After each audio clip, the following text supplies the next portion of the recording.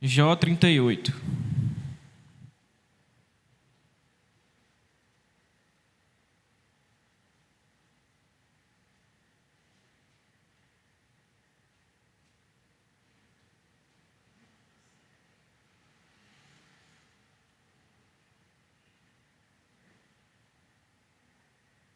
A gente vai ler o capítulo todo e vamos nos ater a algumas partes dele. Amém? Diz assim, Jó, capítulo 38. Então, do meio de um redemoinho, o Senhor respondeu a Jó e disse: Quem é este que obscurece os meus planos com palavras sem conhecimento? Cinja os lombos como homem, pois eu lhe farei perguntas e você me responderá. Onde você estava quando eu lancei os fundamentos da terra? Responda se você tem entendimento. Quem determinou as medidas da terra, se é que você o sabe? Ou quem estendeu sobre ela uma linha de medir? Sobre o que estão firmadas as suas bases? Ou quem lhe assentou a pedra angular, quando as estrelas da alva juntas alegremente cantavam, e todos os filhos de Deus gritavam de alegria? Ou quem cerrou o mar com portões, quando irrompeu do ventre, quando eu lhes pus as nuvens por vestimenta e a escuridão por fraldas, quando eu lhe tracei limites e lhe pus ferrolhos e portas, e disse: até aqui você pode chegar, mas deste ponto não passará. Aqui se quebrará o orgulho das suas ondas. Alguma vez na vida você deu ordens à madrugada ou mostrou ao amanhecer o seu lugar, para que agarrasse a terra pelas extremidades e dela sacudisse os perversos? A terra se modela como o bairro debaixo do selo, e tudo se apresenta como um vestido. Dos ímpios é retirada a sua luz, e o braço, levantado para ferir, se quebra. Você foi até as nascentes do mar, ou percorreu o mais profundo do abismo? Será que a você foram reveladas as portas da morte? Você viu essas portas da região tenebrosa? Você tem noção clara da largura da terra? Responda se você sabe tudo isso. Onde está o caminho para a morada da luz? E quanto às trevas, onde é o seu lugar para que você as conduza ao seu território e conheça o caminho para a sua casa? Você sabe isso porque nesse tempo você já era nascido e porque é grande o número dos seus dias. Você alguma vez entrou nos depósitos de neve ou ouviu os reservatórios de granizo que eu guardo até o dia da angústia, até o dia da batalha e da guerra? Qual é o caminho para o lugar onde se difunde a luz e onde o vento leste se espalha sobre a terra? Quem abriu canais para o aguaceiro, ou caminho para os relâmpagos e trovões, para fazer chover sobre a terra onde não há ninguém, e nos lugares desertos onde ninguém mora, para dessedentar a terra deserta e assolada, e para fazer crescer os renovos da erva? Por acaso a chuva tem pai? Ou quem gera as gotas de orvalho? De que ventre procede o gelo? E quem dá à luz a geada do céu? As águas ficam duras como a pedra, e a superfície das profundezas se torna compacta. Será que você pode atar as correntes do sete estrelo, ou soltar as cordas do Órion? Você pode fazer aparecer as constelações a seu tempo, ou guiar a ursa maior com seus filhos? Você conhece as leis que governam os céus e pode estabelecer a sua influência sobre a terra? Você é capaz de levantar a sua voz até as nuvens para que a abundância das águas cubra você? Você pode dar ordens aos relâmpagos para que eles saiam e lhe digam as suas ordens? Quem pôs sabedoria no coração ou deu entendimento à mente? Quem pode numerar com sabedoria as nuvens ou os cântaros dos céus? Quem os pode despejar para que o pó se transforme em massa sólida e os torrões se apeguem uns aos outros? Será que é você que caça a presa para a leoa ou mata a fome dos leãozinhos quando se agacham nos covis e ficam à espreita nas suas covas? Quem prepara o alimento para o corvo, quando seus filhotes clamam a Deus e andam vagueando por não terem o que comer? Bem, vamos orar. Pai, obrigado, Senhor, por tudo que o Senhor já falou conosco nessa noite e por nos permitir, Senhor, te adorar, Pai. Nesse momento, Senhor, eu te peço que o Senhor possa falar conosco através da Tua palavra. Teu Espírito Santo, Senhor, traga o entendimento, Senhor, da Tua palavra e nos faça entender, Senhor, que o Senhor quer falar com o Teu povo nesse momento, Pai. Pois é a Tua palavra, Senhor, e é o Teu povo, Pai. Que o Senhor me ajude e tenha misericórdia de nós. Seja conosco, em nome de Jesus. Amém. Então, irmãos, nessa noite a gente vai falar, como o título fala, né, que é quando Deus se revela, né? O que acontece quando Deus se revela, né? Inicialmente, Deus, a gente estuda e vê que Deus se revela de três formas principais, né? Ele se revela através da criação, nas coisas que a gente pode ver. Se revela por meio da sua palavra, quando a gente lê as Escrituras, é Deus falando. E Deus se revela plenamente através de Cristo. Em Colossenses 1 fala isso. E aí, nesse texto que nós lemos, né, Jó capítulo 38, nós vemos Deus, através da palavra, né, se revelando a Jó através da criação, né? Então, e aí nós vamos analisar algumas dessas porções do que Deus fala a Jó e ver o que isso tem a falar conosco, né? Para a gente entender mais ou menos o contexto, Jó, ele era a própria palavra testemunha sobre Jó. Jó era um homem íntegro, era um homem que se desviava do mal, diz lá no capítulo 1 de Jó. Era um homem temente a Deus, né? E mesmo assim, todos sabemos o que ele passou, né? Deus permitiu com que Satanás agisse na vida dele. Jó, a partir dali, ele perdeu os filhos, perdeu bens, perdeu riqueza, perdeu casa. Até a sua mulher o desprezou, né? Os seus amigos o abandonaram. Só alguns ficaram, e os que ficaram atrapalhavam mais do que ajudavam, né? Então, Jó, ele estava passando por aquela situação muito difícil. E aí, alguns dos seus amigos, né, que ficaram, iam lá consolar ele, mas não conseguiam e imputavam a ele um pecado, diziam que ele estava passando por tudo aquilo que ele estava passando, porque ele tinha cometido algum pecado. Só que, na verdade, a gente vê pela história de Jó que não era bem assim. Isso era propósito de Deus na vida de Jó, né? Deus estava trabalhando na vida de Jó para que, como ele fala no final do livro, os seus olhos fossem abertos e agora ele pudesse ver verdadeiramente Deus, né? Para que a fé de Jó fosse fortalecida. E aí, nesse capítulo que nós lemos, né, já está no finalzinho dessa história de Jó. Ele já está se caminhando para a situação final, né, para o clímax da história. Os amigos dele estão lá aperreando ele começa a ficar agoniado, fica angustiado, né, fica bem entristecido em relação a isso. E aí, a partir do capítulo 31 de Jó, a gente vê ele fazendo uma autodefesa, né? Ele se defendendo. Ele começa a dizer, olha, eu sou um homem bom, eu nunca pequei, eu nunca fiz isso, vocês podem procurar por aí, eu nunca fiz isso, nunca fiz isso. E Jó estava querendo dizer que por meio da sua vida justa, ele não merecia o que estava acontecendo com ele. De certa forma, Jó estava confiando no seu próprio braço, né? Confiando na sua própria justiça. E aí, dos capítulos 32 a 37, chega um dos amigos de Jó, esse era crente, né? É Eliú. Ele começa a falar coisas grandiosas para Jó, revelar coisas da parte de Deus para Jó. E aí, no capítulo 38, onde nós chegamos, que está todo nesse contexto de Jó angustiado, e desse amigo de Jó falando a ele, agora quem fala é o próprio Deus. E Deus se direciona diretamente a Jó por meio de um redemoinho. Como a gente leu, ele fala que no meio de um redemoinho, Deus aparece a Jó e fala com ele. Fala diretamente a Jó. E aí o que Deus faz a Jó, o que Deus fala a Jó, né?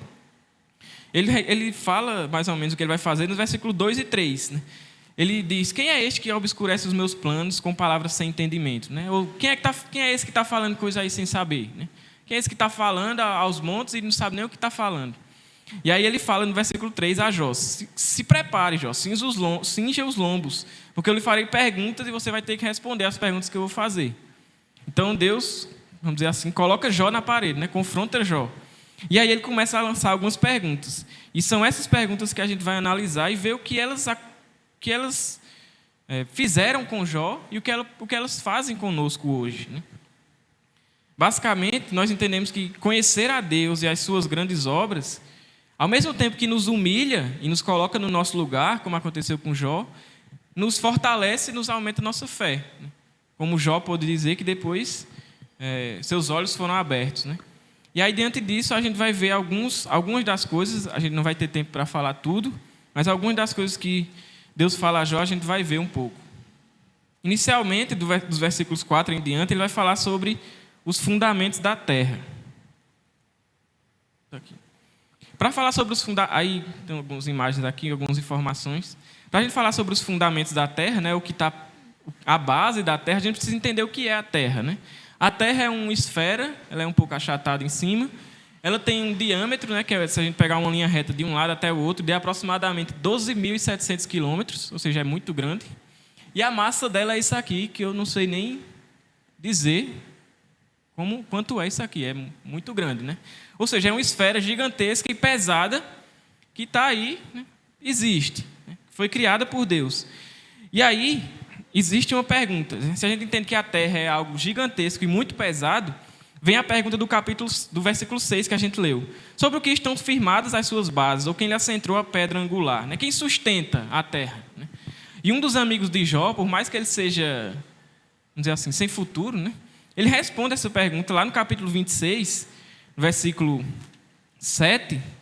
Ele vai dizer a Jó que a terra, ele diz assim: ele estende o norte sobre o vazio e faz a terra pairar sobre o nada. A terra, com esse tamanho gigantesco e esse peso que a gente viu aqui, né? Isso aí, ela paira sobre o nada. Ela está flutuando sobre o nada. Como pode uma terra tão grande, um planeta gigantesco, pairar sobre o nada, né? Flutuar assim, simplesmente? E aí o próprio Deus, falando com Jó, ele responde isso nos versículos 31 a 33, né? Quando ele começa a falar sobre a influência que os astros, né, e as leis que governam os céus, né? Ele fala primeiro, deixa eu passar aqui, sobre os 7 estrelas, né? Ou em algumas traduções pode ter Pleiades, né? Que é como são conhecidos hoje em dia esses 7 estrelas, né? Esses são um grupo de estrelas que andam juntas, se estão por aí no universo juntas, elas não se separam, elas estão juntas, e elas caminham juntas, elas se propagam juntas, e elas são conhecidas hoje em dia como Pleiades, né? Tem esse nome 7 estrelas porque a olho nu a gente consegue ver, em alguns períodos a gente consegue ver a olho nu, e a gente vê principalmente 7 delas, né? Elas são várias, mas a gente consegue ver principalmente 7. Por isso que deram o nome desses 7 estrelas. E aí Deus pergunta a Jó: você pode atar a corrente, você pode fazer com que elas permaneçam unidas? É você que faz com que elas caminhem unidas? É você que faz com que elas permaneçam juntas? E aí Jó, não tem a resposta de Jó, né? Ele fica na dele, porque não tem o que falar. Além disso, Deus fala do cinto, né, ou as cordas de Órion, ainda no versículo 31, ou o cinturão de Órion, como a gente conhece hoje. É também um grupo de estrelas, né? Essas estrelas que a gente pode ver aqui, azul, mais brilhantes, são um grupo de estrelas, né? Tudo isso aqui, que elas caminham, não sei se vocês estão conseguindo ver bem, mas elas também caminham juntas, né? Um cinturão que se diz. E aí Deus pergunta a ele: você pode soltar esse cinto, você pode soltar a corda que une eles? Você tem esse poder para fazer isso? Como é que elas permanecem unidas e viajam pelo universo unidas? É você que faz isso? É você que une elas e que faz com que elas permaneçam unidas? E cada vez mais Jó vai se colocando no lugar dele. Se no versículo 31 a gente entendeu que Jó arroga para si uma justiça e diz: eu não mereço o que eu estou passando porque eu sou justo, porque eu não tenho pecado, todos sabem do meu testemunho. No capítulo 38 em diante, 39, né, Deus vai colocando Jó no lugar dele. E aí ele faz essa pergunta sobre as cordas do Órion, o cinturão do Órion. E é engraçado porque esse cinturão de Órion, vocês veem aqui essas 3 estrelas, é aquelas que a gente conhece como as 3 Marias, que a gente vê no céu, aquelas 3 juntinhas lá, fazem parte desse cinturão de Órion. Então, toda vez que a gente olha, a gente vê aquelas 3 estrelas no mesmo lugar, unidas lá. Por quê? Porque elas foram criadas assim. Além disso, Deus vai falar no versículo 32 sobre constelações, né, outros tipos de constelações, e sobre a Ursa Maior. A Ursa Maior é uma das constelações. Constelações são muitas estrelas juntas, um aglomerado de estrelas.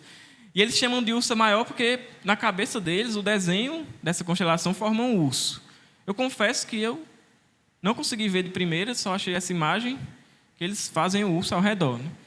Mas aí eles chamam de Ursa Maior. E essas estrelas, elas permanecem unidas como constelação e elas viajam unidas. E o interessante é que tem uma delas, que é a principal delas, que tem mais massa, que é a que guia todas as outras. E Deus faz a pergunta a Jó: você consegue, você faz aparecer as constelações ou guiar a Ursa Maior com seus filhos? Né? É a ideia de que uma das estrelas guia as outras, né? Seria a ideia da Ursa Maior com seus filhos. E isso, a ciência hoje em dia já entende melhor, né? Na época de Jó, eles só conseguiam ver o que quando eles olhavam para o céu, eles viam, né? Hoje a gente consegue entender melhor. E aí Deus vai colocando Jó no seu lugar, né? Não foi você que fez as estrelas, as 7 estrelas andarem juntas, ficarem unidas. Não foi você que juntou o cinturão de Órion. Não é você que forma a ursa maior e que guia ela, né? E aí Deus, no versículo 33, faz uma pergunta a Jó. Você conhece as leis que governam os céus e pode estabelecer a sua influência sobre a terra? Interessante porque existe uma lei que governa os céus e que os astros influenciam uns aos outros, que hoje em dia nós conhecemos como a lei da gravidade, né? É o que nós conhecemos hoje em dia. E eu creio que é isso que Deus está falando com Jó aqui. Não foi ele que estabeleceu a lei da gravidade, muito menos Isaac Newton, quando ele descobriu. Ele simplesmente descobriu algo que já existia. Mas quem trouxe isso à existência, né? E essa lei da gravidade é que, pelo que é estudado, né, é o que faz com que corpos causem influência uns aos outros e façam eles permanecerem no lugar que eles estão. Se nós hoje moramos na Terra e a Terra está no lugar perfeito, nem longe demais do Sol para morrermos congelados, nem perto demais para morrermos queimados, se está no lugar perfeito, é porque existe a gravidade que o Sol e que os outros planetas e os outros astros influenciam a Terra e faz ela estar no lugar perfeito. Isso é o que existe na criação, é isso que a gente pode contemplar. E aí, não é Jó que faz com que as estrelas andem juntas, não é Jó que faz as constelações, mas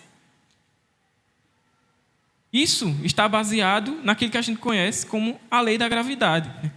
E o interessante é que tudo que a gente conhece do universo está no lugar exato onde deveria estar. Imagine, por exemplo, um castelo que a gente faz com cartas, né? Se a gente tirar o castelo todo desmorona. Se tirar um lugar de um astro, de algo que está no universo, a influência da gravidade sobre os outros vai sendo afetada, até chegar em outros astros. Então, tudo está no lugar perfeito. E tudo é mantido assim, como a ciência conhece, pela lei da gravidade. E o interessante é que o Sol e a Lua, né? A Lua também está ali exatamente no lugar perfeito. E o interessante é que o Sol e a Lua, o Sol nós sabemos que é muito maior que a Lua, né? O Sol ele é 400 vezes maior que a Lua, aproximadamente. Só que quando nós olhamos daqui da Terra, a gente vê o Sol do mesmo tamanho da Lua. Por que isso acontece, né? Porque a distância do Sol para a Terra é 400 vezes maior do que a da Lua para a Terra. Por isso que quando a gente olha para a Lua, a gente vê a Lua do tamanho do Sol, né? E que coincidência, né? Por que isso acontece, né? Isso acontece justamente por causa da existência dessa lei. E quando a gente olha da Terra, que a gente vê os dois do mesmo tamanho, como a gente saberia que um é maior que o outro? Mas desde o início, lá em Gênesis capítulo 1, Deus já fala sobre isso, revela isso a Moisés, né? Quando ele disse que colocou o astro maior, e o pastor pregou sobre isso, ele colocou o astro maior para governar o dia e o menor para governar a noite. Ou seja, foi Deus que criou, ele sabe que um é maior que o outro, né? E é por isso que a gente pode ver fenômenos como, por exemplo, um eclipse. Porque a Lua é do mesmo tamanho do Sol e quando ela entra na frente do Sol, né, a gente vê coisas desse tipo. E a gente vê a beleza de Deus na criação em coisas como essa, né? E isso não é fruto da gravidade, né? Isso não é a gravidade que faz. A gravidade não é inteligente. Não foi a gravidade que criou o universo e que colocou todas as coisas onde devia estar. A gravidade é só uma ferramenta nas mãos de alguém que sabe o que faz. A gravidade e todo o universo foi Deus que fez. Foi Deus que criou assim do jeito que é. A Terra do tamanho exato, na posição que é, todos os astros, na forma que o universo existe, foi Deus que criou. Isso não é... Inclusive, todas as leis da natureza que conhecemos, isso foi Deus que estabeleceu. Isso está estabelecido por Deus. Por isso que quando Deus interfere no mundo e faz algo extraordinário, a gente chama de milagre. Porque o único que pode fazer algo desse tipo, quebrar as leis da natureza, que Ele mesmo estabeleceu, é Ele, como Deus, né? Como Todo-Poderoso e que criou cada uma delas, né? Então foi Deus que fez o universo assim, do jeito que ele é, com toda essa perfeição e beleza. Além disso, outro ponto que a gente vai ver, que Deus fala com Jó, é sobre a luz, né? Deus questiona a Jó sobre a luz, né? Se ele entende a luz, né? A partir do versículo 12 em diante, ele vai fazer várias perguntas sobre a luz, né? E a luz é interessante porque ela é muito, até hoje para nós, ela é muito, digamos assim, misteriosa, né? Muito intrigante. Deus faz uma pergunta diretamente a Jó no versículo 19, que ele diz: onde está o caminho para a morada da luz, né? Essa pergunta nos faz até hoje nos questionar sobre isso, né? Porque a luz não é simplesmente isso que a gente vê saindo de lâmpadas, ou seja, onde tem fontes de luz, né? Não é somente isso. A luz, como a gente chama na ciência, é o que a gente chama de radiação eletromagnética. E existem vários tipos, né? A gente pode chamar de luz ultravioleta, raio-x é luz, raios gama é luz, infravermelho, micro-ondas que a gente tem no nosso aparelho, aquilo é luz, né? Ondas de rádio, quando a gente tem aquela internet, ou quando a gente liga um rádio, aquilo é luz, né? Só que a diferença é que essas daqui a gente não consegue ver com os nossos olhos. O que a gente consegue ver é só isso aqui que a gente chama de luz visível. E dentro da luz visível tem as várias cores, né, que a gente vê, né? E aí tudo isso aqui é luz, né? E o que diferencia cada um desses tipos é a frequência de cada um deles. E quanto maior a frequência, maior a energia, como o pastor falou quando ele pregou em Gênesis capítulo 1, né?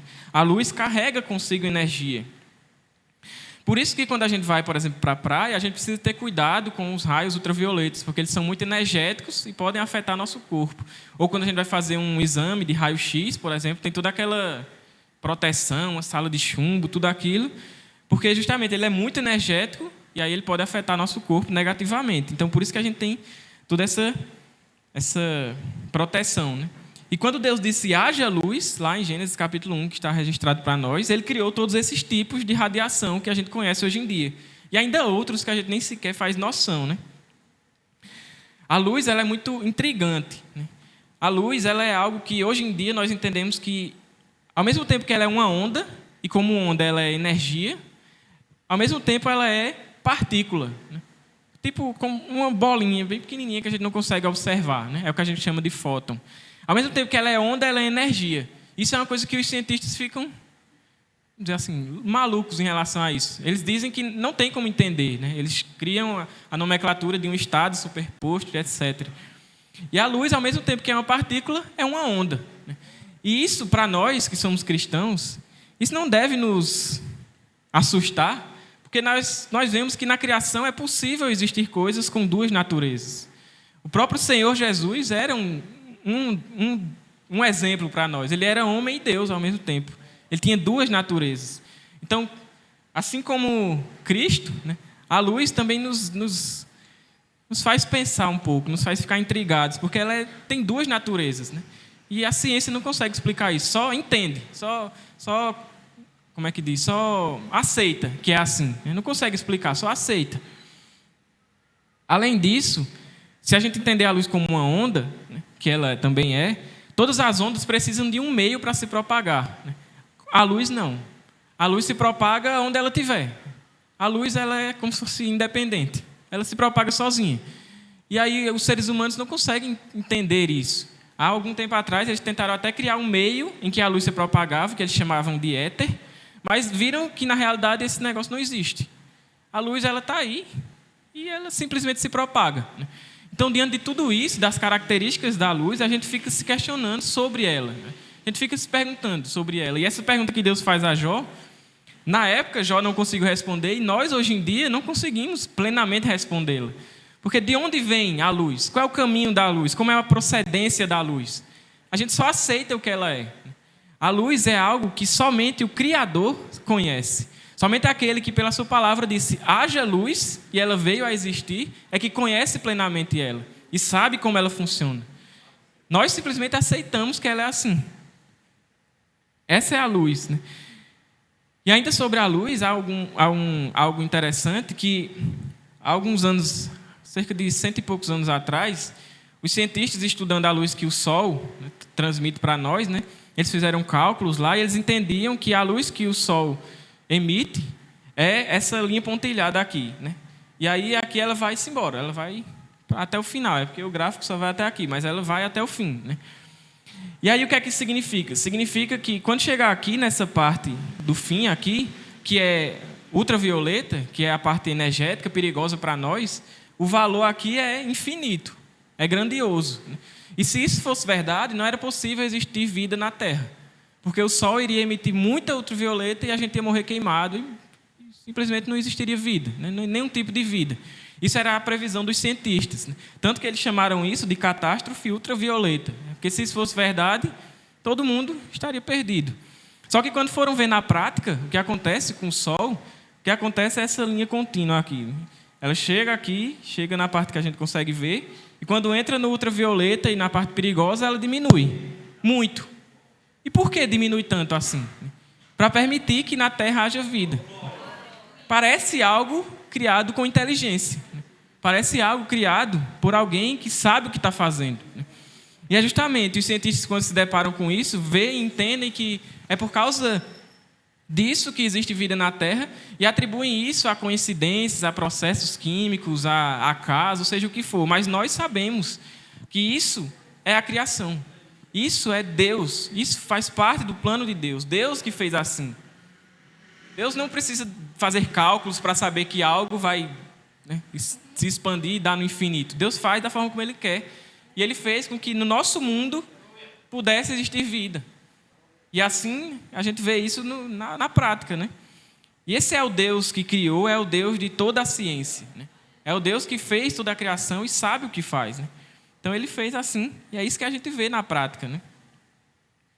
E por fim, outra das coisas que Deus fala muitas coisas sobre chuva, sobre animais, sobre outras coisas, mas uma das coisas que nós vamos falar é sobre a neve, né?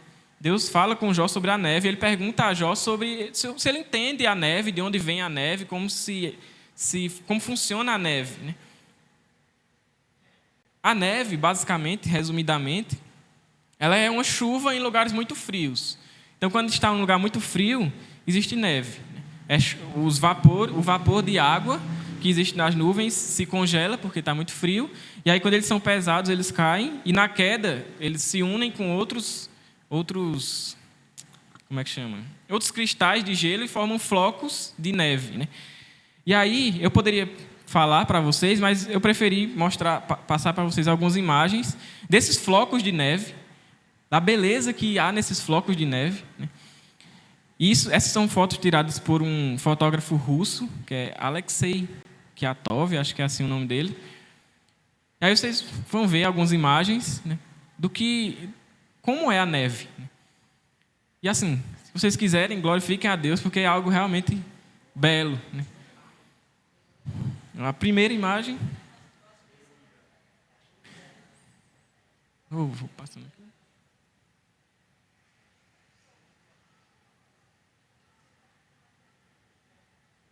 Passei?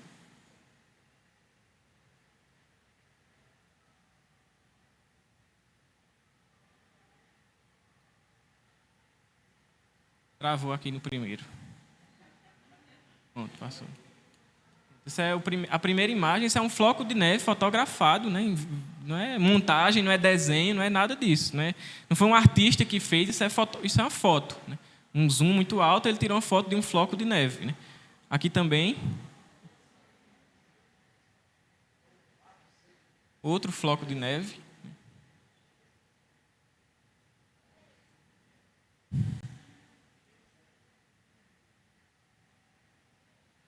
Aqui.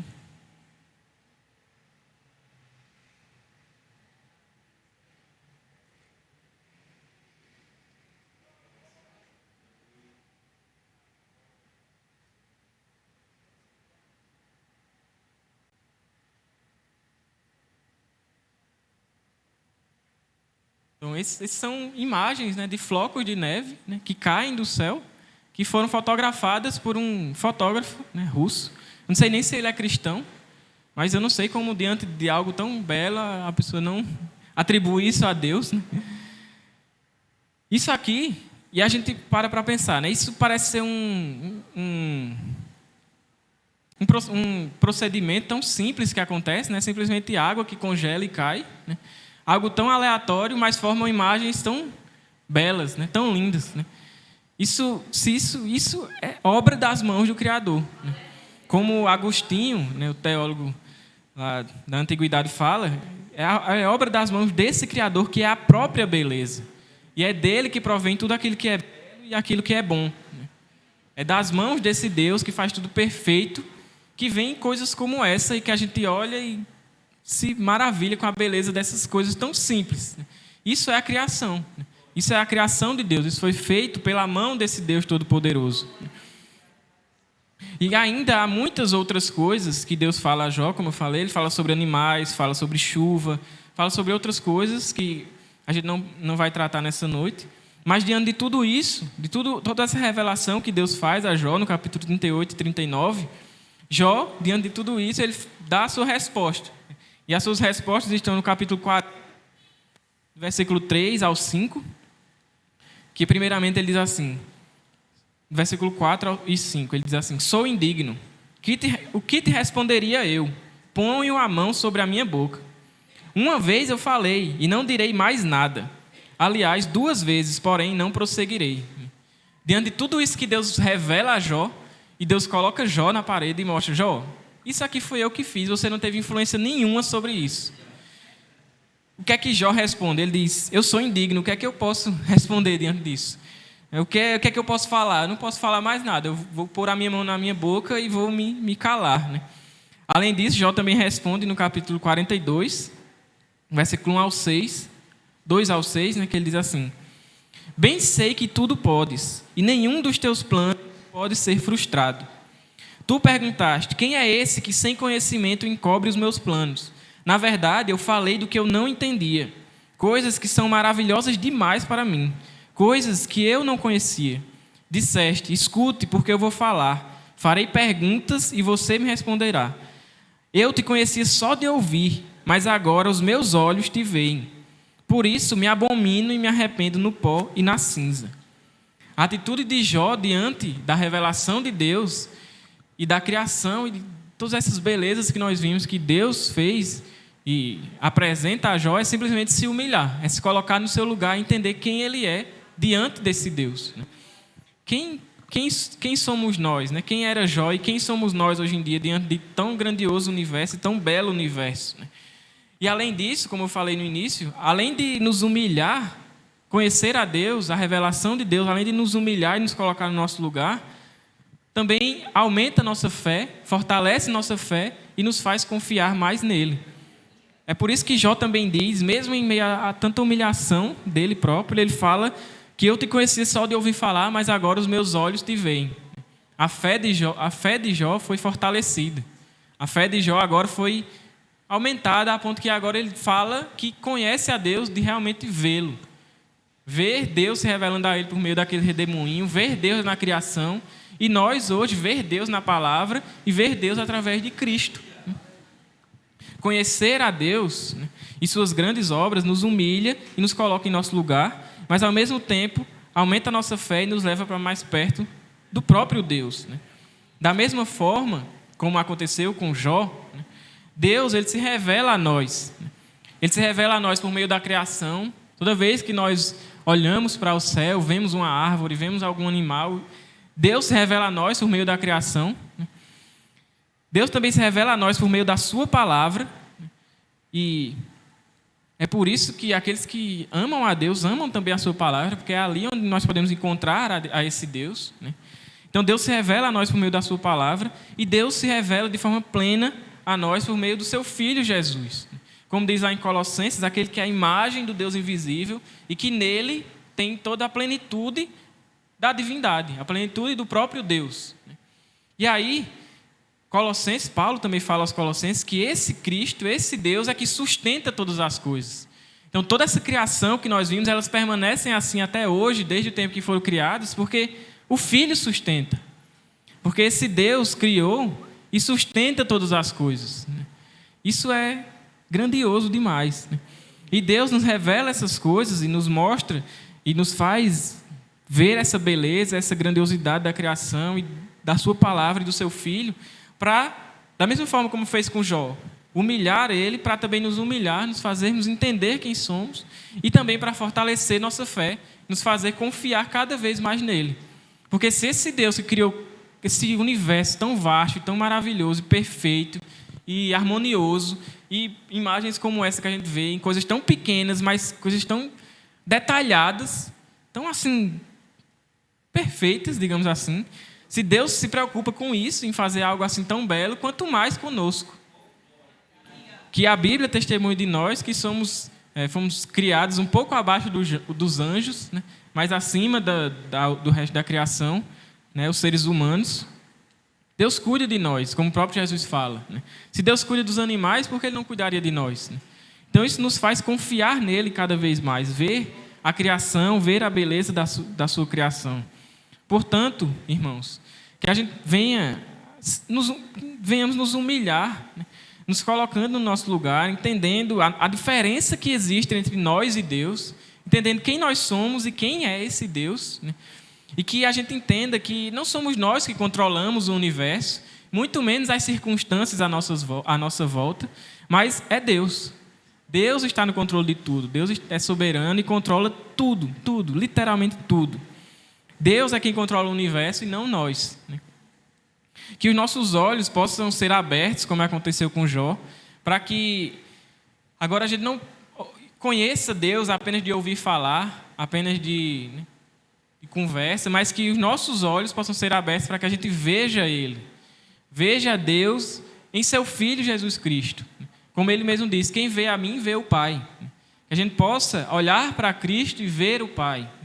Que a gente possa ver Cristo e ver nele a revelação de Deus, o amor de Deus, a graça de Deus em nossas vidas. Porque isso vai nos fazer confiar e descansar nele, no seu propósito. Que Deus abra os nossos olhos para que a gente veja Ele na criação, na sua palavra e também no seu Filho. Porque Ele é soberano, Ele é o Criador, Ele que sustenta todas as coisas. Então, creamos nele, confiemos nele e descansemos nele, porque Ele é Deus e não nós. Amém? Vamos orar para encerrar. Amém. Pai, muito obrigado, Senhor, pela Tua palavra. Muito obrigado, Senhor, pelas coisas grandiosas, Senhor, que o Senhor nos revela. Seja, Senhor, na criação, seja na Tua palavra, ou seja, Senhor, no Teu Filho Jesus, Pai. Muito obrigado, Senhor, porque o Senhor não nos deixou, Pai, sem Te conhecer, nem distantes de Ti, mas o Senhor se revela a nós, Senhor.